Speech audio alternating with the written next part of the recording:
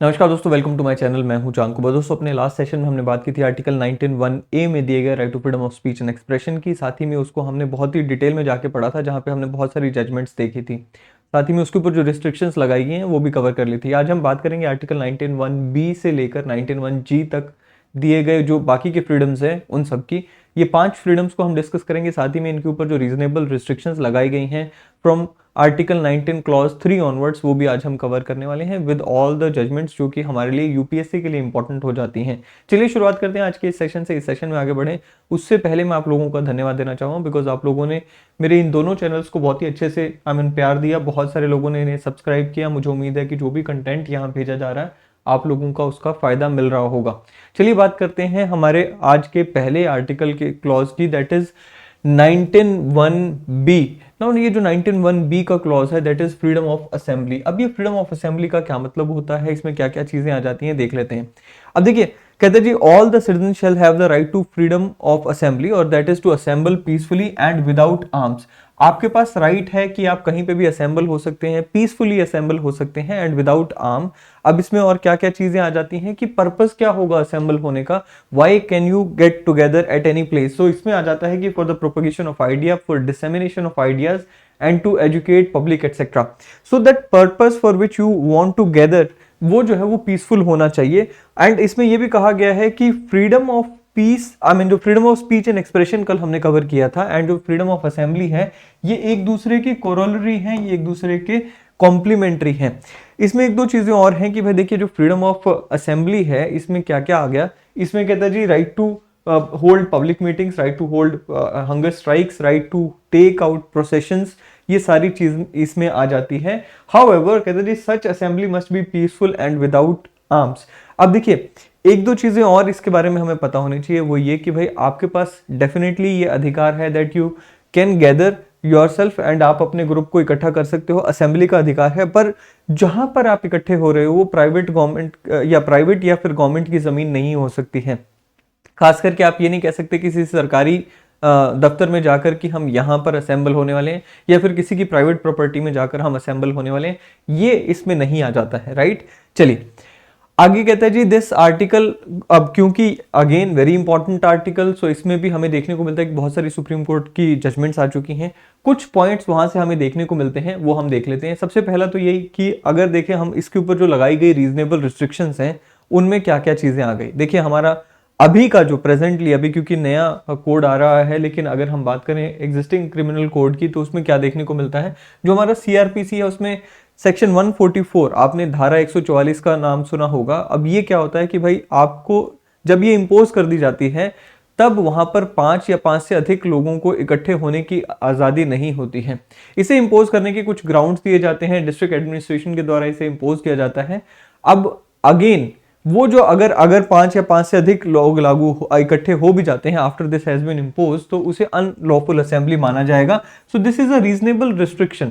दूसरा क्या है, अगर हम बात करें 129 सीआरपीसी की जो अभी करंट था, उसमें इवन पुलिस फोर्स को ये भी राइट दिया गया है कि वो अनलॉफुल असेंबली को डिस्पर्स करने के लिए रिक्वायर्ड फोर्स का इस्तेमाल तक कर सकते हैं। चलिए अब बात करते हैं क्या क्या रीजनेबल रिस्ट्रिक्शंस आखिर इसमें लगाई गई हैं। देखिए रीजनेबल रिस्ट्रिक्शंस की अगर मैं बात करूं 19 क्लॉज 3 में दी गई हैं। दो रीजनेबल रिस्ट्रिक्शंस हैं। पहला क्या है, in the interest of sovereignty and integrity of India. So again जैसे हमने लास्ट सेशन में भी बात की थी कि भाई एक बहुत ही वाइड रिस्ट्रिक्शन है, जहां पर इन द इंटरेस्ट ऑफ सॉवरेनिटी यानी कि देश की संप्रभुता का इंटरेस्ट आ गया। देश के खिलाफ अगर आप वेजिंग वॉर है, देश के खिलाफ रेबेल कर रहे हैं, वो सारी चीजें इसमें आ गई। दूसरा क्या है, in the interest of public order. Now ये जो पब्लिक ऑर्डर है इसे काफी ज्यादा वाइड डायमेंशंस दी गई हैं। पब्लिक ऑर्डर में अगर आप मान लीजिए दंगा फसाद करने के लिए इकट्ठे हो रहे हैं, या फिर एप्रीहेंशन भी है कि आप लोगों की असेंबली से कुछ गड़बड़ हो सकती है, लॉ एंड ऑर्डर की सिचुएशन बिगड़ सकती है, पीस को नुकसान हो सकता है, तो उसमें आपने देखा कि ये हमने अभी दो सेक्शंस को कवर किया, ये वहां पर लागू किए जा सकते हैं। सो बेसिकली ये जो सीआरपीसी के सेक्शंस हैं ये इसी सेकंड रिस्ट्रिक्शन के जो मैनिफेस्टेशंस आप मानकर चल सकते हैं।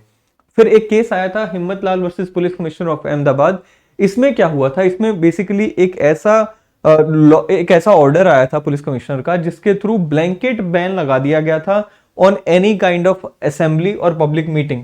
नाउ ये जो ब्लैंकेट बैन था वो इन दोनों में से किसी भी दायरे में नहीं आ रहा था। यू हैव टू इधर specify, you have to give reason, there must be a proper reason कि आप क्यों पब्लिक असेंबली के लिए मना कर रहे हैं।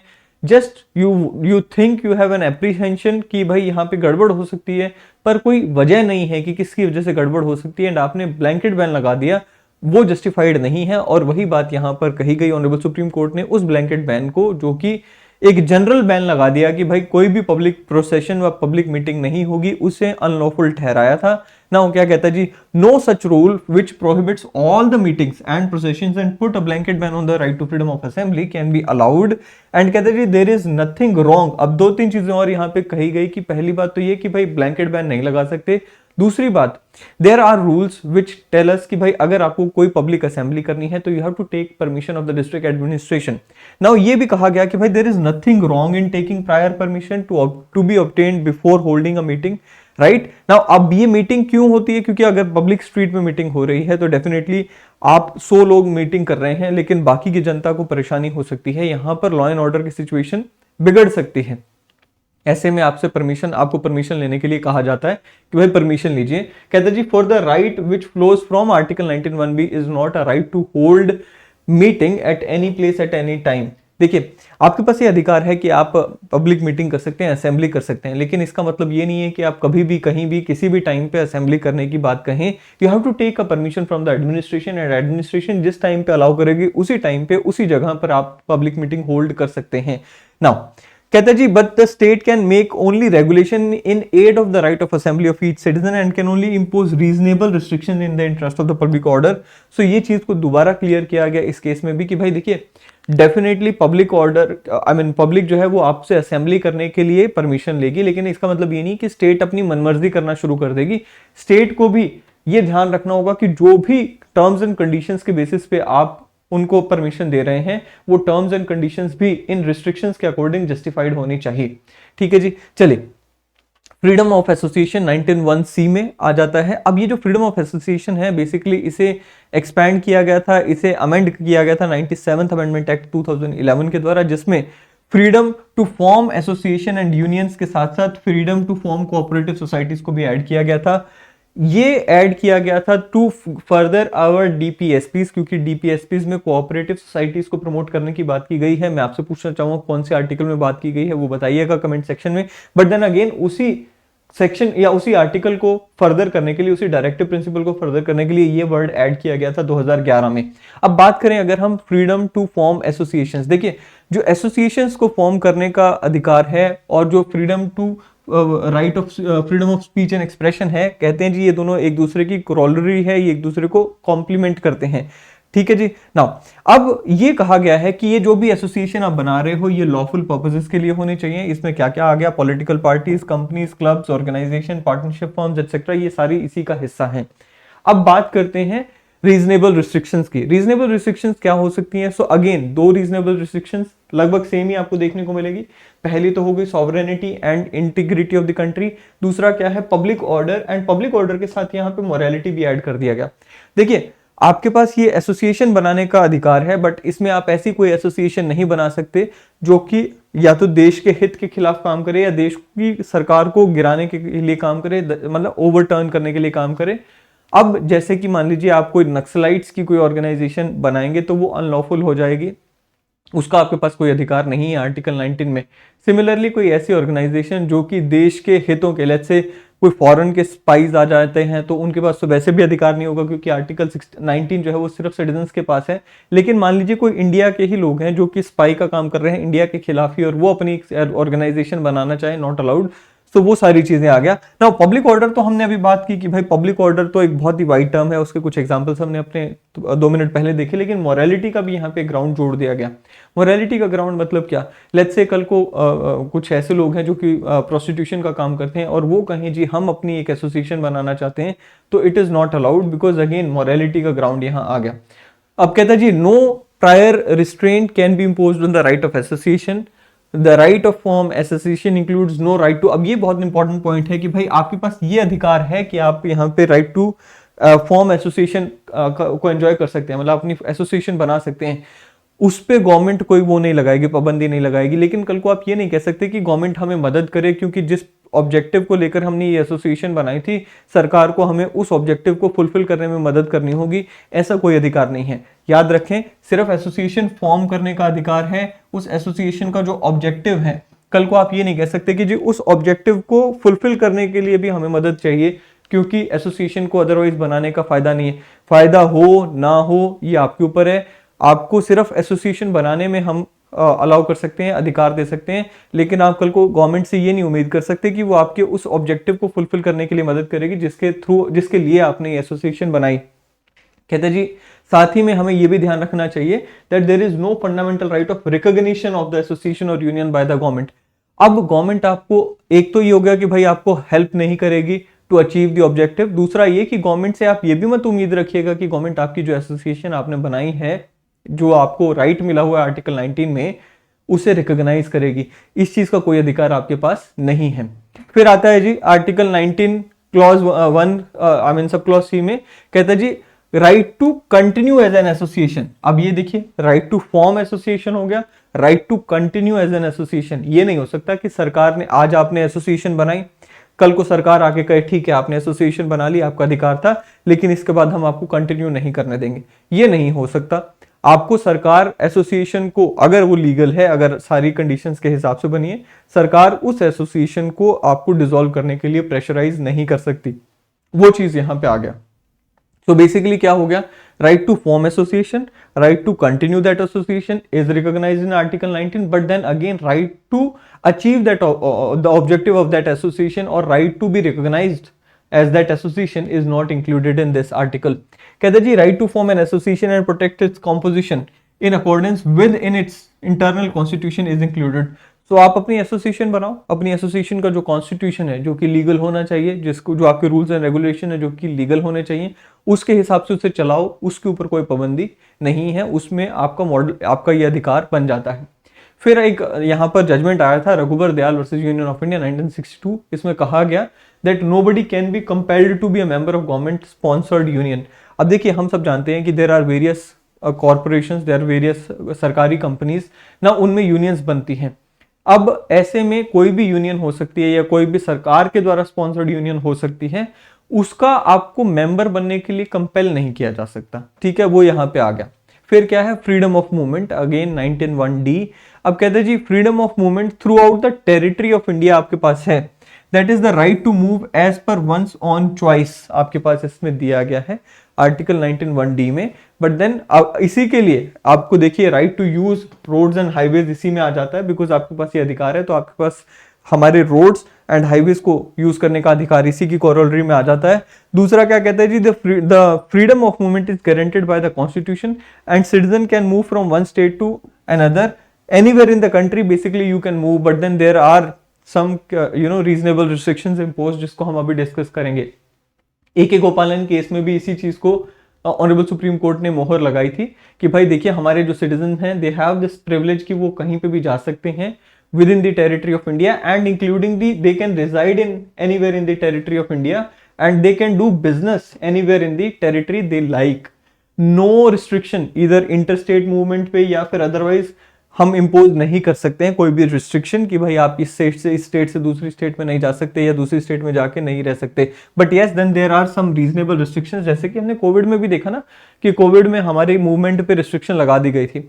अब there was this case Lucy R D'Souza versus state of Goa, जहां पर यह कहा गया कि भाई देखिए, अगर कोई एड्स पेशेंट है, अब as a matter of prevention, as a preventive step, हम उस एड्स पेशेंट को एक जगह से दूसरी जगह जाने पे अगर रोक रहे हैं, because we have this apprehension कि भाई यहाँ से अगर वहां पे पेशेंट जाता है तो एड्स फैलने का खतरा है, उसमें कोई दिक्कत नहीं है और उस चीज के ऊपर मोहर लगाई गई है, right. So it is not unconstitutional and does not violate article 14, 19(1)(d) और 21।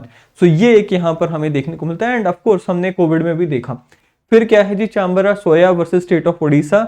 यहाँ पे कहा गया था कि भाई अगर मान लीजिए एक स्टूडेंट है, उसको डेथ हो जाती है बिकॉज जो उसकी एम्बुलेंस थी, अगेन उसको चोट लगी, मान लीजिए उसकी एम्बुलेंस उसको लेके जा रही है, लेकिन रास्ते में लोगों ने रोड को जाम कर रखा है जिसकी वजह से वो हॉस्पिटल टाइम पे नहीं पहुंच पाता है और उसकी डेथ हो जाती है। ऐसे में उसका ये जो right to freedom of movement था ये हर्ट होता है एंड उसकी वजह से उसकी डेथ हुई, अल्टीमेटली सरकार को उसे कॉम्पनसेट करना पड़ेगा, सरकार इज लायबल टू पे टू दैट पर्सन। एंड ये भी कहा गया कि भाई ठीक है, सरकार उसे कॉम्पनसेट करे या उसके घर वालों को कॉम्पनसेट करे, and at the same time जिन लोगों ने रोड को ब्लॉक किया था उन लोगों से सरकार वो सारा खर्चा रिकवर कर सकती है जो कि सरकार उस व्यक्ति के घर वालों को देगी जिसके बच्चे की डेथ हुई है। सो बेसिकली ये इस केस में कहा गया। फ्रीडम ऑफ रेजिडेंस, अब देखिए कॉम्प्लीमेंट्री है to freedom of movement and इसमें आप कहीं पे भी देश में जाकर रह सकते हैं, वही यहां पर आ जाता है, ठीक है। अब एक केस आया था यूपी आवास एवं विकास परिषद versus friends cooperative housing society limited 1995 का ये केस था। ऑनरेबल सुप्रीम कोर्ट ने इसने कहा कि राइट टू शेल्टर जो है वो हमारा एक फंडामेंटल राइट है एंड वो फंडामेंटल राइट जो है इसी के तहत आ जाता है, that is freedom of residence जो है, राइट टू रेजिडेंस जो हमें मिला हुआ है उसी में राइट टू शेल्टर आ जाता है। और सरकार को ये स्टेप्स लेने होंगे दैट सरकार इस फ्रीडम को मीनिंगफुल बनाए for the poor and state has to provide facilities and opportunities to build house. So right to freedom of residence जो है ना हमारा, जो आर्टिकल 19(1)(e) में आ जाता है, इसी में सरकार की भी जिम्मेवारी बांध दी गई कि सरकार इसे मीनिंगफुल कैसे बनाए, क्योंकि आपने फ्रीडम तो दे दिया but then when you are not having the facilities, जब आप भारत की बात करते हो, भारत की इकोनॉमिक स्टेटस की बात करते हो, सभी लोगों का इक्वल नहीं है। अब जो गरीब जनता है उनको आपको फैसिलिटीज प्रोवाइड करनी पड़ेंगी, तभी जाकर आपका ये फंडामेंटल राइट जो है वो सफल होगा। नाउ रीजनेबल रिस्ट्रिक्शंस क्या है, कुछ रीजनेबल, अब यहां पर एक चीज को समझकर चलें कि रीजनेबल रिस्ट्रिक्शन 1905 में जो दी गई हैं वो दोनों के लिए हैं, दैट इज 19(1)(e) के लिए भी हैं एंड 19(1)(d) के लिए भी हैं, राइट। सो दोनों के ऊपर रीजनेबल रिस्ट्रिक्शन यानी कि right to movement and right to residence के ऊपर जो रीजनेबल रिस्ट्रिक्शन है वो सेम है। कौन सी है? First is in the interest of general public, second is the protection of interest of any scheduled tribe. अब देखिए आपको रोका जा सकता है in the interest of general public, again very wide term, थोड़ा सा उसके ऊपर बात करेंगे, but then again in the interest of scheduled tribes, scheduled tribe के इंटरेस्ट में आपको देखने रोका जा सकता है। इसकी जो सबसे बड़ी एग्जांपल हमें देखने को मिलती है that is ILP, inner line permit.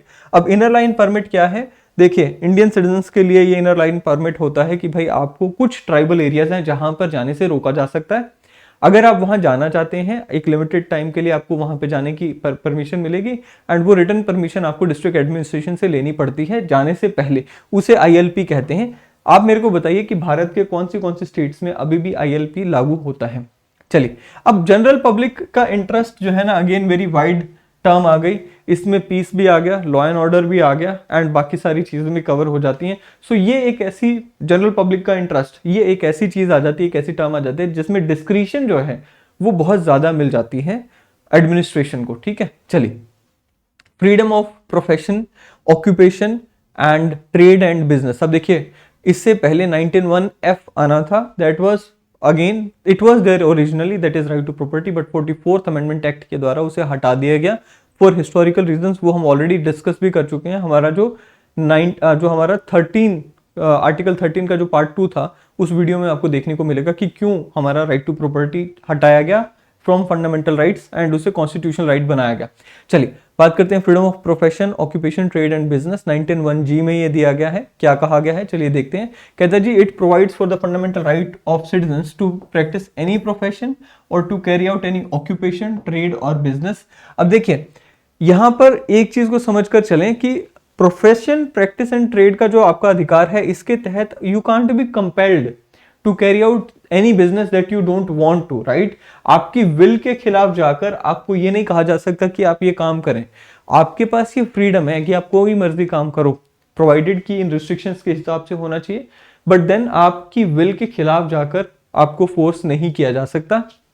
एक केस आया था Hathi Singh manufacturing company versus union of India 1960 का, यहां पे कहा गया कि right to freedom of profession also includes right to shut down that profession. यहां पर कहा गया कि आपके पास ठीक है बिजनेस चलाने का अधिकार है, but at the same time उसे बंद करने का अधिकार भी इसी आर्टिकल के क्लॉज में आ जाता है, राइट जी। तो आगे बढ़ते हैं, कहते हैं जी right to trade does not include the protection from competition. अब देखिए आप ये नहीं कह सकते कि भाई मेरा राइट टू ऑक्यूपेशन हर्ट हो रहा है बिकॉज मेरी दुकान के साथ में ही सेम प्रोडक्ट की दूसरे ने भी दुकान खोल दी। अब आप यहाँ पे ना तो प्रोटेक्शन मांग सकते हो कंपटीशन से फ्रॉम स्टेट, ना ही प्रोटेक्शन मांग सकते फ्रॉम प्राइवेट इंडिविजुअल। यानी कि आपने ये नहीं कह सकते कि जब मैं होटल चला रहा हूँ, मेरे बराबर में स्टेट होटल चला रही है या मेरे बराबर में कोई और व्यक्ति होटल चला रहा है, तो मेरा जो राइट टू ऑक्यूपेशन है वो हर्ट हो रहा है।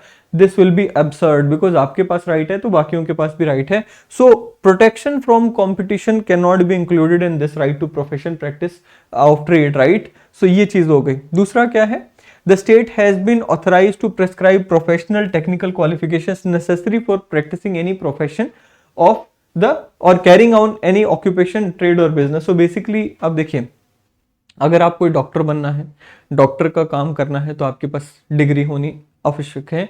अगर आपको एडवोकेट बनना है तो आपके पास एलएलबी की डिग्री होनी आवश्यक है। अगर आपको सीए बनना है तो वो उसके हिसाब से डिग्री होनी चाहिए।